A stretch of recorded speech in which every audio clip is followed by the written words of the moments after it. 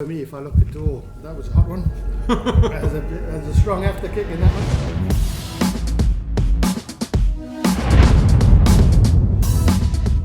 Hi guys, and welcome back to another instalment of Questions, Wings and Things from the JDP Crib. I'm here with Huw Davies. Huw, welcome Thank you very to much. the JDP HQ. And thank you for being such a good sport at the end of the day. I think you've got an idea of the format. You've probably seen this one before, I'm sure you have. 5 variants of levels of sauces with various heats, and 5 questions, 5 wings, questions, wings, things, etc. Without further ado, grab a wing on there, Huw, and we'll get rolling with this one, mate. The first question for you, mate, I guess is more along the lines of Australia. Why Australia for you? And who would you support out of a rugby match out of Wales and Australia? Because you've been here long enough now, mate, to actually be potentially on both sides or one foot in either camp.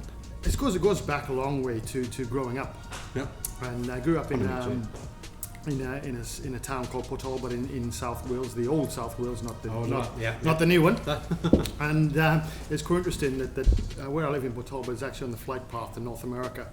And as a kid, I used to watch planes coming in and out of the country, and I always used to think, wow, where are they going? What are they doing? I want to be on one, and I want to be on one. So I'd always had this yearning to travel from a very, very young age. And Australia is always somewhere I've wanted to come to. Yeah. My first I came to Australia back in the early 2000s. And I just fell in love with the country.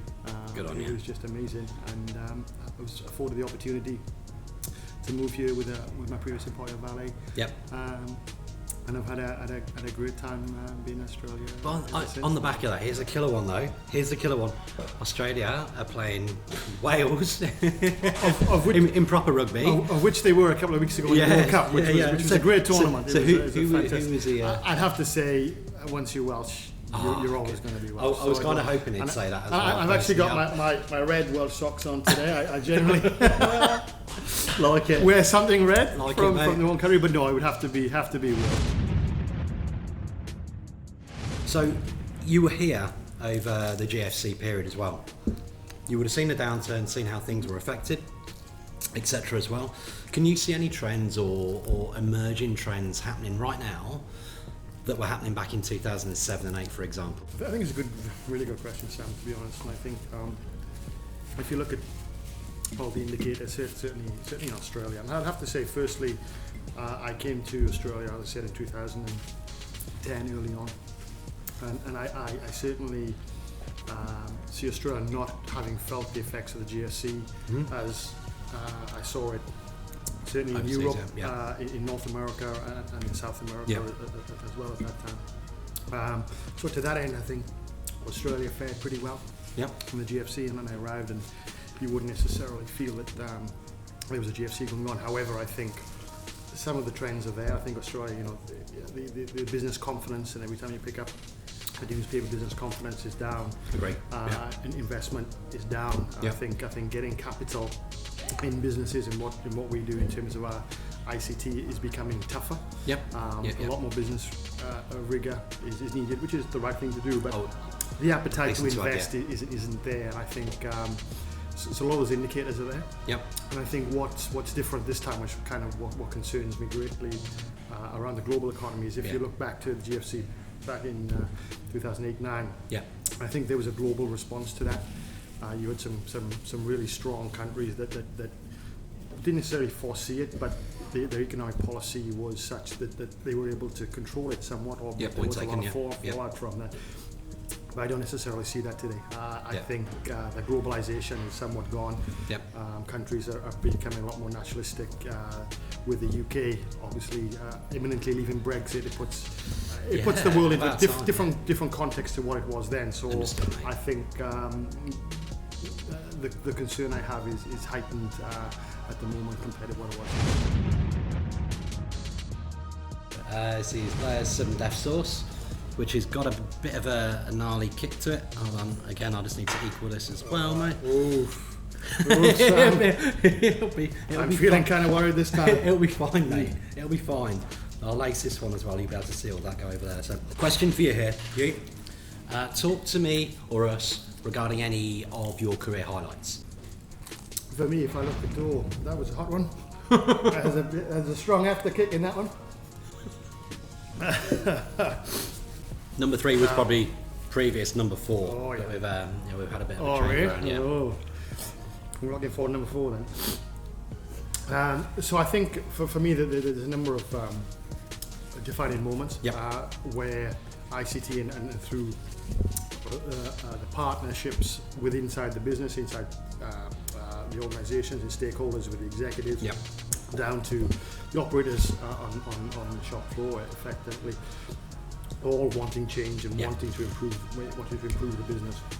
And ultimately, I think probably driving competitive advantage through technology has been something that has been really a key highlight for me, and something that I continuously drive for. And to do that, you need senior executives on board, understanding why they need to change, why business processes need to change, what the art of the possible is in terms of technology, and ultimately jumping over the hurdle of what historically ICT has been, which is, I think, it's still seen as a foundational activity, not a business transformational activity. I get you, mate. But it is a joint collaboration between and how all large parties in there. How large have some of the environments been that you've actually driven? And we're talking about multi-billion-dollar organisations, and we're talking, an in-house operation, out-house operation, $100 million operational improvements through the use of that. Now, to your point, Sam, I think you need to have the whole ecosystem working, and that is your stakeholders, as you said, your ICT function, but also your vendors as well, all working as one cohesive team on a shared goal to actually get that. I think if any component parts of that are not working, then you struggle to do that. But agree, mate. I've been fortunate to a number of occasions being able to get everything to line up. And made some really significant improvements to organisations. I won't go as hardcore with this one, and because the last one I won't go as hardcore with as well. There we go. Okay, here we go. This one's more of a generic one, Huw. Emerging trends, how you've seen things change on the past 24 to 36 months. First you touched on that. That's probably cybersecurity is way up there. It is absolutely, mate. Absolutely. It is an issue that's at the board level, rightly so. So there's a lot of focus on cybersecurity, which is challenging because it's an ever-evolving target. You have to be ever vigilant. I think there are a lot of obviously threats that are unknown, and you have to keep on top of that. So I think cybersecurity is probably one of the biggest headaches that we as an industry face.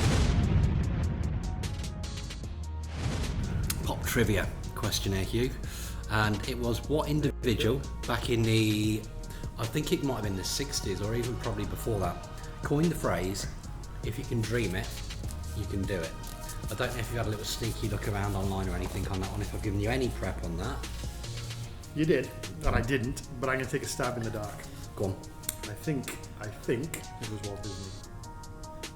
Bloody hell, he got it. Really? He got it. Fair play to you, mate. It was actually Walt Disney. Well, I didn't need that during the question, so we can go together now. Yeah. One thing that I'd say on the back of that one though, you've been a bloody good sport, mate, and everyone would sincerely appreciate you coming along. Bit of pop trivia, etc. as well, but it's nice to get what's going on through the mind as well, what's making you tick, what's made you tick previously in a seriously ever-evolving market as well. So, thank you. Thanks, Sam. Thank you very much, mate. Cheers. Chat. Take care, guys. Thanks, bye.